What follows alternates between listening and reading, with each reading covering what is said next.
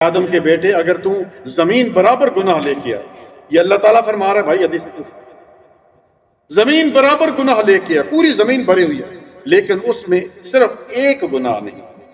اور وہ کیا ہے کہ بات ساتھ یہ دھوکہ دیتے ہیں کہ دیکھو نا جی کیوں نہیں مدد کر سکتے، آپ بیٹھے ہوئے ہیں مدد کری نہیں پکارتے، آج سامنے آتے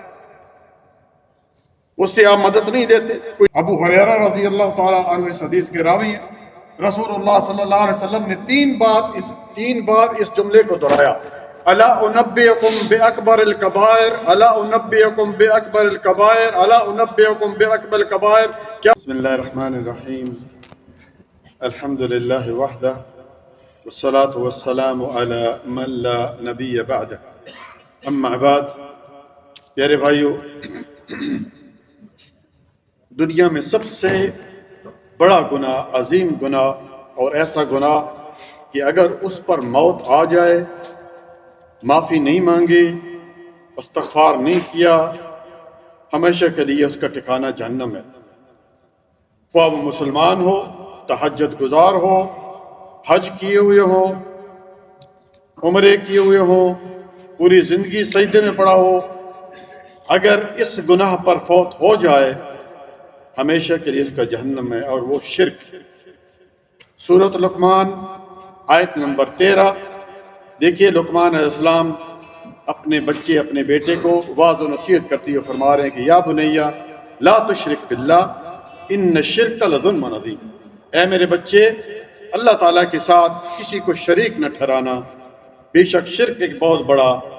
ظلم ہے، بہت بڑا گناہ۔ اور یہ بات اللہ رب العالمین کو اتنی پسند آئی،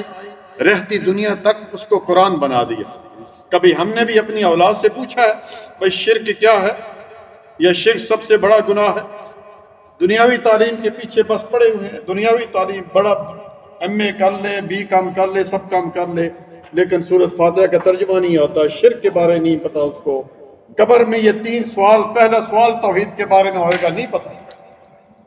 اسی طرح پیارے بھائیو، بخاری اور مسلم میں سیدنا ابو ہریرہ رضی اللہ تعالیٰ عنہ اس حدیث کے راوی ہیں، رسول اللہ صلی اللہ علیہ وسلم نے تین بار اس جملے کو دہرایا، الا انبئکم باکبر الکبائر، الا انبئکم باکبر الکبائر، الا انبئکم باکبر الکبائر، کیا میں تمہیں بڑے بڑے گناہوں کے بارے میں نہ بتاؤں، بڑے بڑے گناہوں کے بارے میں نہ بتاؤں، بڑے بڑے گناہوں کے بارے میں نہ بتاؤں؟ قالوا بلا یا رسول اللہ، صحابہ عرض کیا بتائیے، فرمایا سب سے بڑا گناہ اللہ تعالیٰ کے ساتھ شرک کرنا۔ ابن مسعود رضی اللہ تعالیٰ عنہ، یہ بھی بخاری و مسلم ہے، انہوں نے نبی صلی اللہ علیہ وسلم سے پوچھا، سألت النبی صلی اللہ علیہ وسلم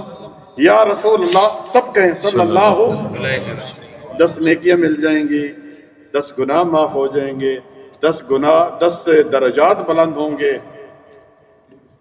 اور جو نبی صلی اللہ علیہ وسلم کا نام سن لینے کے بعد اس زبان کو حرکت نہیں دیتا، البخیل من ذکرت عنده فلم یصلی علیہ، وہ شخص بخیل ہے۔ سب پیار سے پھر کہ صلی اللہ علیہ وسلم۔ یا رسول اللہ صلی اللہ علیہ وسلم، ای ذنب اعظم عند اللہ، مجھے بتائیے کہ سب سے بڑا گناہ کون سا؟ آپ صلی اللہ علیہ وسلم نے فرمایا ان تجعل اللہ ندا وهو خلقک، کہ تم اللہ تعالیٰ کے ساتھ کسی کو پکارے حالانکہ اللہ تعالیٰ نے تجھے پیدا کیا۔ آج کتنے مسلمان ہیں یا حسین مدد، ایک فرقہ یا حسین مدد کے پیچھے پڑا ہوا، اور ایک فرقہ یا علی مدد کے پیچھے پڑا ہوا۔ آپ سمجھ گئے ہوں گے، مدد نہیں کر سکتے بھائی، اللہ کی قسم نہیں کر سکتے۔ اگر وہ مدد کے لیے آ رہے ہیں پھر وہ بھی مدد کر رہے ہیں، جیسے کہ یا علی مدد کہتے ہیں، بسوں کے پیچھے اور جناب رکشوں کے پیچھے لکھا ہوا ہے اور لوگ کہتے ہیں، تو پھر نعوذ باللہ رود اللہ اور حضرت علی، اس میں فرق کیا رہا؟ اللہ رب العالمین ہر جگہ ہر وقت مدد کرنے کے لیے وہ ہے، اللہ مدد کرتا ہے،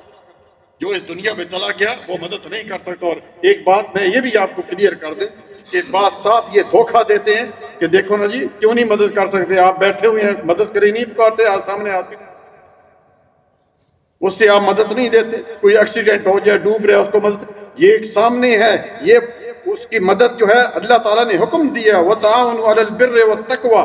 وَلَا تَعَاوَنُوا عَلَى الْإِثْمِ وَالْعُدْوَانِ، نیکی کے کاموں میں تعاون کرو، ایک سامنے آدمی مدد کرو، کوئی بات نہیں ہے۔ لیکن اگر ایک مثلا میں مثال دیتا ہوں، کسی کی بیوی فوت ہو گئی ہے، جب موجود تھی کھانا پکاتی تھی، کبھی کسی نے کہا ہے بیگم صاحبہ قبر میں چلی گئی، بیگم صاحبہ آنا ذرا تھوڑا مجھے کپڑے میرے دھو کے چلے جاؤ، ہاں مجھے کھانا پکا کے چلی جاؤ۔ یہی بات ہے میرے بھائی،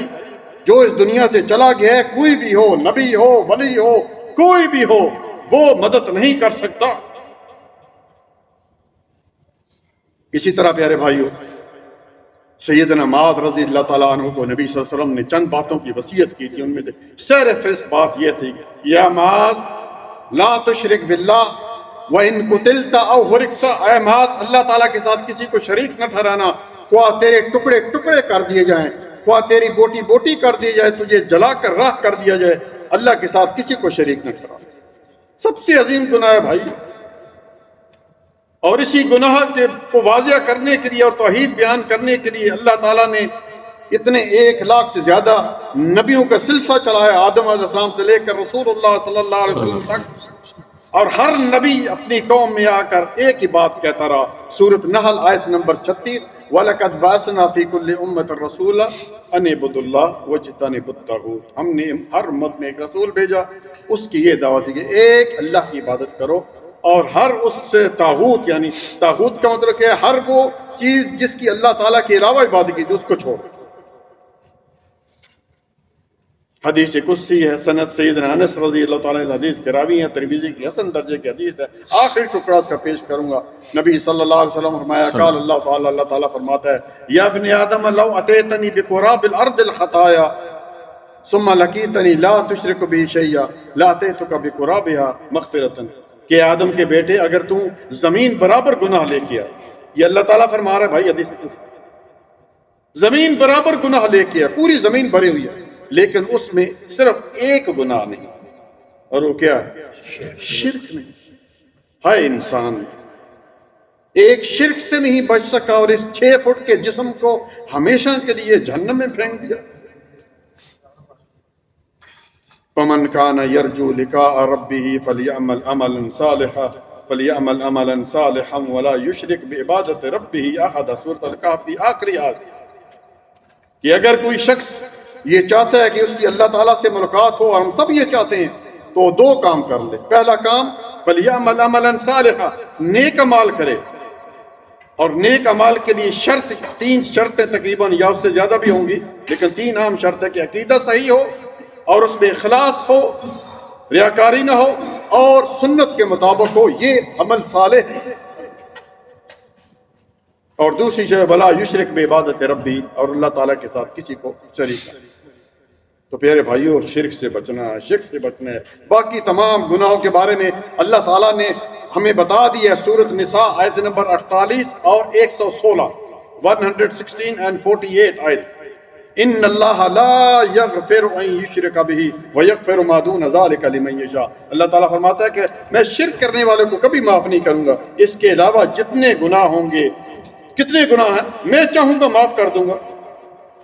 یا سزا دے کر پھر جنت پہ چلا جائے گا۔ لیکن شرک کی حالت میں موت آ گئی، اللہ کے نبی صلی اللہ علیہ وسلم فرمایا، ابن مسعود اس حدیث کے راوی ہیں، بخاری میں حدیث موجود ہے، من مات وهو يدعو من دون اللہ ندا دخل النار، جس کی موت اس حالت پہ آئی کہ اللہ تعالیٰ کے ساتھ کسی کو پکارتا تھا، جہنم میں۔